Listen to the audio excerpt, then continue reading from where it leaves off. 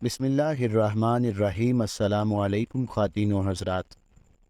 اللہ پاک قرآن کریم میں ارشاد فرماتا ہے کہ اے لوگو، زمین میں جو حلال اور پاکیزہ چیزیں ہیں ان میں سے کھاؤ اور شیطان کے قدموں کی پیروی نہ کرو، بے شک وہ تمہارے لیے سری اور کھلا دشمن ہے۔ ناظرین، جب اللہ تعالیٰ نے اس پراسرار کائنات کو تخلیق فرمایا تو اللہ تعالیٰ نے انسانوں کو پیدا کرنے سے پہلے کون کون سی مخلوقات کو پیدا کیا، یعنی اس روئے زمین پر انسانوں سے پہلے کون کون سی مخلوقات رہا کرتی تھی، اور انسانوں کے ازلی دشمن شیطان کو کیسے پیدا کیا گیا، اس بدبخت شیطان کے ماں باپ کون تھے، اور اس روئے زمین پر سب سے پہلے شیطانوں اور فرشتوں کے درمیان جنگ کس وجہ سے ہوئی، اور شیطان عزازیل سے ابلیس کیسے بنا۔ ناظرین، ان تمام سوالات کے جواب قرآن و حدیث کی روشنی میں مکمل تحقیق کے بعد آپ سب کے ساتھ شیئر کر رہے ہیں۔ سب سے پہلے ناظرین یہ جان لیجئے کہ حضرت آدم علیہ السلام کی تخلیق سے پہلے اللہ پاک نے صرف دو مخلوقات کو پیدا کیا، ایک ناری اور دوسرا نور۔ نوری مخلوق فرشتوں کو کہا جاتا ہے، جن کو اللہ پاک نے نور سے تخلیق فرمایا۔ اس مخلوق کی نسل نہیں بڑھی کیونکہ اللہ پاک نے اس نوری مخلوق کے جوڑے نہیں پیدا کیے، جس وجہ سے فرشتوں کی اولاد پیدا نہیں ہوتی۔ ناظرین، دوسری مخلوق جن کو آگ سے پیدا کیا گیا وہ جنات تھے۔ روایات میں آتا ہے کہ جنات میں سب سے پہلے سمون جن کو پیدا کیا گیا۔ اللہ پاک نے سمون جن کو پیدا کر کے زمین پر بھیجا اور اس کے لیے ایک جن لڑکی کو بھی پیدا فرما دیا۔ اس طرح جن نے اس لڑکی سے شادی کر لی، جس سے اس کی نسل خوب بڑھی، اور یہ جنات اتنے زیادہ ہو گئے کہ پوری روئے زمین پر پھیل گئے۔ شروع میں یہ فرشتوں کی طرح ہر وقت اللہ کی عبادت میں مشغول رہا کرتے تھے، اور بعد میں کچھ جنات نے اللہ پاک کی نافرمانیاں کرنا شروع کر دی، جس کی وجہ سے یہ ناری مخلوق اللہ تبارک و تعالیٰ کی نافرمان مخلوق بن گئی۔ جنات میں سے ایک نامی گرامی جن جس کا نام سلیپا تھا اور اس کی بیوی کا نام تبلیس تھا۔ یہ دونوں بہت ہی قداور اور بہت بہادر تھے۔ کہا جاتا ہے کہ سلیپا جن کی شکل و صورت ببر شیر کی طرح تھی، اور تلیس عورت جس کی شکل بیریے سے ملتی جلتی تھی۔ جلیبیا جنات کا سردار تھا۔ اس کے نام سے بڑے بڑے جنات خوف کھاتے تھے، لہٰذا سلیپا اور تبلیس عورت کے ملاپ سے ایک بچہ پیدا ہوا جس کا نام انہوں نے عزازی رکھا، جو بعد میں ابلیس بنا۔ ناظرین، ابلیس کے والد کا نام سلیپا تھا اور کنیت ابو الغوی تھی۔ اس کے باپ سلیپا کا چہرہ ببر شیر جیسا تھا، وہ قداور اور بہادر تھا۔ اس کا لقب شاشین تھا۔ اس کی قوم اسے شاشین کے نام سے مخاطب کرتی تھی، جس کے معنی دل دہلا دینے والے ہیں۔ شاشین کی تمام قوم پر داغ بیٹھی ہوئی تھی، اور قوم کا بچہ بچہ شاشین کا احترام کرتا تھا، کیونکہ اس نے جنات کے بے تحاشا قوم میں مختلف فتوحات سے اپنے زیر کی ہوئی تھی۔ ابلیس کی والدہ کا نام تبلیس تھا، اور اس کی والدہ کا چہرہ بیریے کی مادہ کی طرح تھا، اور اس کا لقب ذبیح تھا۔ وہ بھی اپنے شوہر کی طرح نہایت دلیر اور طاقتور تھی۔ اس نے بھی اپنے خامن کے ہمراہ بے تحاشا جنگیں جیتی تھی۔ اس حد تک بہادر تھی کہ ساری قوم جنات کے بچے بچے کی زبان پر تھا کہ ابلیس کے ہوتے ہوئے دنیا کی کوئی طاقت ہمیں زیر نہیں کر سکتی۔ جنات قوم کی سرکشی جب حد سے بڑھ گئی، جب جگرے فساد سے زمین لرز اٹھی، تو آسمانوں سے فرشتوں کو حکم آ گیا کہ جاؤ ان جنات کو مار پھینکو۔ بقول ابلیس کے کہ میری ماں تبلیس نے فرشتوں کے ساتھ جنگ کرتے ہوئے بہادری کے وہ جوہر دکھائے کہ دیکھنے والے اش اش کر اٹھے۔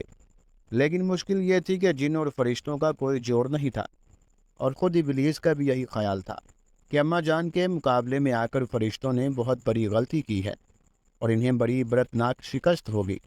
لیکن اللہ جانے کیا ہوا کہ ہم کمزور پڑ گئے اور فرشتے ہم پر غالب آ گئے۔ اس عجیب و غریب جنگ کا سما کچھ ایسا ناقابل وہم تھا کہ ساری قوم حیرت سے تھی۔ فرشتوں کا وار ہم پر خوب پڑ رہا تھا، لیکن ہمارا وار کچھ ایسا اوچھا اور بزدلانہ پڑ رہا تھا کہ ہمیں خود حیرت ہو رہی تھی۔ قوم جنات کا بچہ بچہ جو میری ماں اور باپ کی بہادری کے گن گاتا تھا، آج انہی کو فرشتے دردناک طریقوں سے مار رہے تھے۔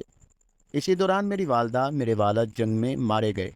میں اس وقت شادی شدہ تھا، چونکہ ابلیس کے والد کا چہرہ شیر کی طرح تھا اور والدہ کا چہرہ بیریے کی طرح تھا، لہٰذا علم قیافہ کی روح سے ابلیس میں دونوں خصوصیات ہیں، یعنی وہ نہایت خوددار و سرکش اور مکار ہے، اور ساتھ ہی نہایت خود غرض، فریبی اور دھوکہ باز بھی ہے۔ فرشتوں اور قوم ابلیس جنات کے درمیان جو جنگ ہوئی تھی، اس میں جو جنات قیدی بنائے گئے، ان میں شہزادہ ابلیس بھی موجود تھا۔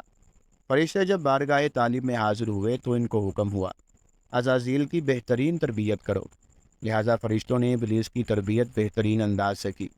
اللہ پاک کے رتبہ اور جاہ و جلال سے آشنا کیا گیا، عبادت اور ریاضت کے طریقے اور آداب سکھائے گئے، یہاں تک کہ پہلے آسمان والوں نے اس کو عابد کہا، دوسرے آسمان والوں نے زاہد، تیسرے آسمان والوں نے عارف، چوتھے اور پانچویں آسمان والوں نے اسے تقی کہا، اور ساتویں آسمان والوں نے عزازیل کے لقب سے منقب کیا۔ چند ہی عرصے میں یہ اپنی فطری تیزی اور تراری کے سبب سب کچھ سیکھ گیا، اور وہی فرشتے جو کبھی اس کے معلم تھے محکم خداوندی علوم عالیہ میں امداد لینے لگے، اور رفتہ رفتہ عزازیل قابلیت کے باعث فرشتوں کا استاد بن گیا۔ قدرت بھی کیسے کیسے عجوبے پیش کرتی ہے۔ ابلیس اپنی عبادت و زاہد میں اتنا مقرب ہوا کہ مختلف آسمانوں میں اس کے مختلف رتبے بنے۔ اللہ تبارک و تعالیٰ کا ہمیشہ سے ایک دستور ہے کہ وہ اپنی رائے کو سب سے الگ تھلگ رکھتا ہے، اور کسی کو بھی اس کے امر کی خبر نہیں ہو پاتی۔ اللہ تبارک و تعالیٰ فرماتا ہے کہ میں جسے چاہتا ہوں عزت دیتا ہوں، اور جسے چاہتا ہوں ذلت دیتا ہوں۔ لہٰذا ایک روز عزازیل اللہ تعالیٰ کی حمد و ثنا بیان کرتا ہوا جب سیر کرتا ہوا لوح محفوظ تک پہنچا کہ کیا دیکھتا ہے کہ لوح محفوظ پر ایک عبارت لکھی ہوئی ہے: ہمارا ایک بندہ ایسا ہے جسے ہم انواع و اقسام کی نعمتوں سے مالا مال کریں گے، اور زمین سے اس کو آسمان پر پہنچا دیں گے، اور آسمان سے پھر اس کو جنت میں لے جائیں گے، اس کام پر اس کو معمور کریں گے، لیکن وہ انکار کرے گا اور بغاوت پر آمادہ ہو جائے گا۔ عزازیل اس عبارت کو پڑھ کر حیرت زدہ ہوا، اور دل میں خیال کرنے لگا کہ ایسا احسان فراموش بلا کون ہوگا۔ دوبارہ عبارت پر غور کیا تو عبارت کے قریب ہی نہایت واضح لکھا ہوا نظر آیا: اعوذ باللہ من الشیطان الرجیم۔ یہ پڑھ کر وہ تقریباً 2000 سال تک روتا رہا اور خود پر ہی لان تان کرتا رہا کہ ایسا بدبخت کون ہو سکتا ہے جو رب کریم کا نافرمان بنے۔ گھبرا کر بارگاہ الہی میں حاضری دی اور بولا: اے رب العالمین، یہ شیطان کون ہے کہ جس سے پناہ مانگنی چاہیے؟ اللہ تبارک و تعالیٰ نے فرمایا کہ ہمارا ایک بندہ ہے جو انواع و اقسام کی نعمتوں سے سرفراز کیا جائے گا، لیکن ہمارے ایک حکم کو نہ ماننے کے باعث مردود بارگاہ ہو جائے گا۔ عزازیل نے عرض کی: یا الہی، میں اس ملعون کو دیکھنا چاہتا ہوں۔ اللہ تبارک و تعالیٰ نے فرمایا: تو جلد اسے دیکھ لے گا۔ عزازیل اس سوچ و بچار میں مبتلا ہو گیا۔ اسے معلوم ہوا کہ آدم علیہ السلام کا پتلا تیار کیا جا رہا ہے۔ اس پتلے کا سر مکہ معظمہ کی خاک، گردن بیت المقدس کی مٹی، سینہ عدن کی خاک سے، اور پشت و شکم ہندوستان کی سرزمین کی مٹی سے، ہاتھ مشرق کی خاک اور پیر مغرب کی زمین سے تیار ہوں گے، اور باقی گوشت وغیرہ تمام زمین کی مجموعی خاک سے بنیں گے، اور اس کے علاوہ اس میں آگ، پانی اور ہوا کو بھی شامل کیا جائے گا۔ مختلف جگہوں کو شامل کرنے کی حکمت یہ ہے کہ اس پتلے میں نسل مختلف شکلوں میں نمودار ہو سکے گی، اور عناصر کو شامل کرنے کی حکمت یہ ہے کہ اس پتلے کی نسل 4 طبع کا حسین امتزاج ہوگی، کیونکہ ہر عناصر میں سے ایک عنصر دوسرے عنصر کی موجودگی میں قائم نہیں رہ سکتا۔ مثلاً آگ اور پانی یکجا نہیں رہ سکتے، اور مٹی اور ہوا یکجا نہیں رہ سکتے، اور یہ قادر مطلق کا ہی کمال ہے، اس نے ان 4 عناصر کو یکجا کر کے رکھا ہوا ہے۔ اور یہ جامع المذاہب القرائی پتلا صالح المطلق نے اپنے ہاتھ سے بنایا، جیسا کہ اس کی شان کے لائق ہے۔ پھر جب پتلے کو زمین پر بھیج دیا گیا تو عزازیل فوراً اس پتلے کو دیکھنے کے لیے زمین پر پہنچا، تاکہ دیکھ سکے کہ اس کی اندرونی اور بیرونی ساخت کیسی ہے، اور اس کے اندر کس قسم کی میکینزم مشینری یعنی نظام رکھا گیا۔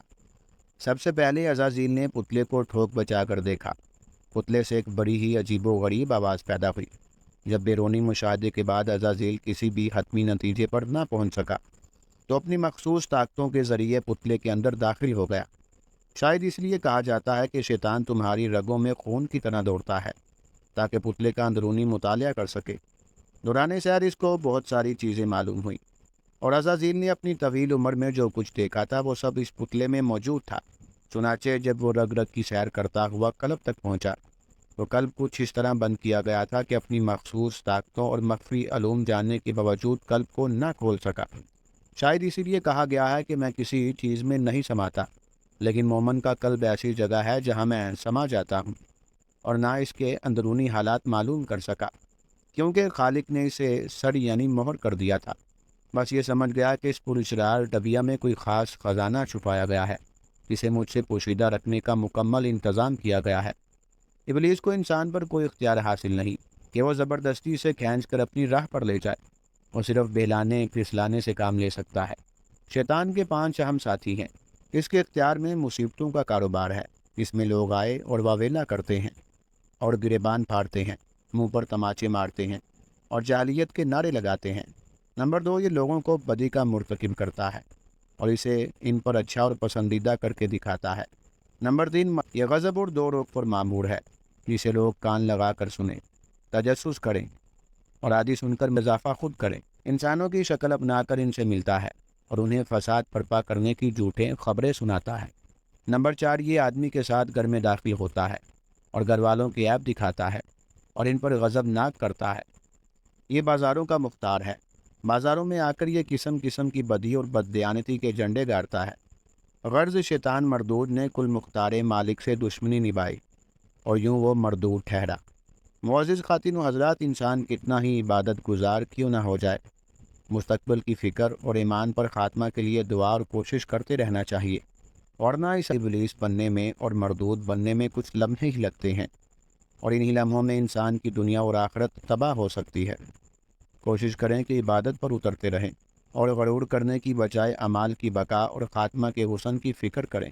روایات میں آتا ہے کہ جب قرب قیامت دوسرا سور پھونکا جائے گا تو اس وقت اللہ تبارک و تعالی شیطان کو دردناک موت عطا فرمائے گا اور اس کے بعد شیطان مردود کو ہمیشہ ہمیشہ کے لیے جہنم میں داخل کر دیا جائے گا۔